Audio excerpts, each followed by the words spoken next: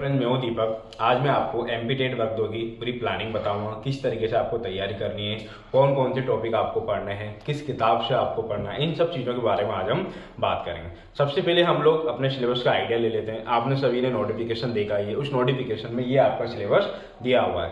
मैंने इसमें सिर्फ मेन टॉपिक्स को ही आपको लिखा हुआ है, देखिए ध्यान से। देखो सबसे पहले आपका संख्या पद्धति लिखा हुआ है, मीन्स ये आपका नंबर सिस्टम है। नंबर सिस्टम में आपके सभी बेसिक चीजें आए हैं, जैसे कि आपका नेचुरल नंबर वगैरह है, आपके परिमेय संख्या है, इनके ऊपर आपके क्वेश्चन है आपके।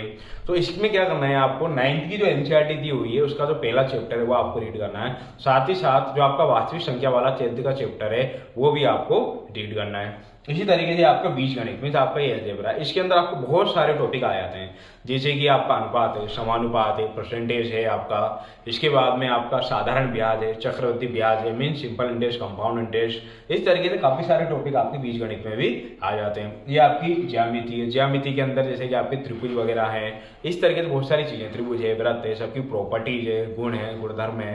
फिर आपका आता है त्रिकोणमिति। त्रिकोणमिति टॉपिक आपका बहुत ही ज्यादा इंपॉर्टेंट है।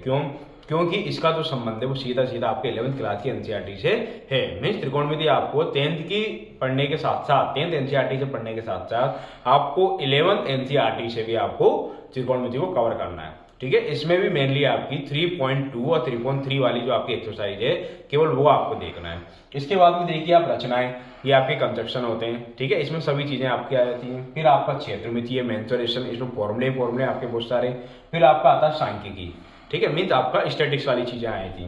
और ये आपका एक जनरल साइंस है, उसमें लास्ट में आपका दिया हुआ है। चलिए अब हम बात करते हैं कि हमें तैयारी कैसे करना है, कौन कौन सी किताबों से हमें तैयारी करना है। देखिए इसके लिए सबसे बेस्ट क्या है, वो है आपके लिए देखिए 9th की और 10th एनसीईआरटी। ये दोनों ही चीजें आपके लिए बहुत ज्यादा बेस्ट होंगी। इससे बेस्ट मटेरियल आपके लिए कुछ नहीं होगा।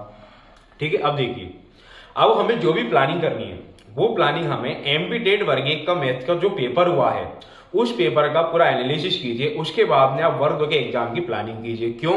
बिकॉज देखिए एमपी टेट वर्ग 1 के नोटिफिकेशन में क्लियरली ये दिया हुआ था कि प्रश्न का जो कठिनाई स्तर है, प्रश्न का जो कठिनाई स्तर है वो क्या होगा, वहां पे क्लियरली लिखा हुआ था स्नातकोत्तर आपका होगा।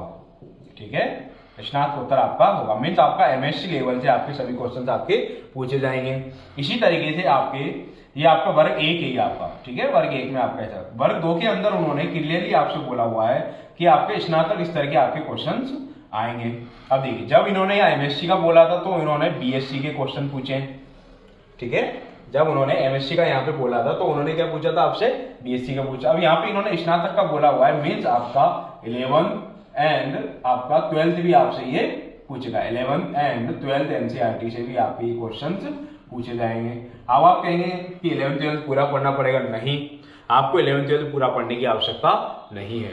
आपको क्या करना है, 9th और 10th की जो एनसीईआरटी है, इस एनसीईआरटी के जो टॉपिक है, जैसे कि आपका ट्रिग्नोमेट्री, ये आपको 11th क्लास का पढ़ना है। जैसे कि आपका सांख्यिकी है, स्टैटिक्स है, ये आपको 11th क्लास का पढ़ना है। मीन जिन जिन टॉपिकों की लिंक आपकी 11th 12th के अंदर दी हुई है, उन टॉपिकों को ही आपको 11th 12th एनसीईआरटी से पढ़ना है। सबसे पहले क्या करें आप, 9th 10th एनसीईआरटी को आप बिल्कुल परफेक्ट कर लें। यदि आपको लगता है कि आपको 9th का नहीं आता, सिर्फ 10th का आता है, तो आप 10th एनसीईआरटी को पूरा अच्छे से कवर करें। और साथ ही साथ में 9th एनसीईआरटी के अंदर आप केवल और केवल क्या करें, जो आपका क्षेत्रमिति है, सांख्यिकी का थोड़ा दिया हुआ है, ज्योमेट्री आपका दिया हुआ है, इन टॉपिकों को आप वहां से कवर करें। 10th की एनसीईआरटी को पूरा अच्छे से कवर करें। इसके बाद में यदि आपके पास समय है तो 9th 10th के जो लिंकेज वाले जो आपके टॉपिक हैं, इसके जो लिंक वाले जो आपके टॉपिक हैं, उन्हीं टॉपिकों को आपको क्या करना है, 11th 12th एनसीईआरटी से आपको रीड करना है।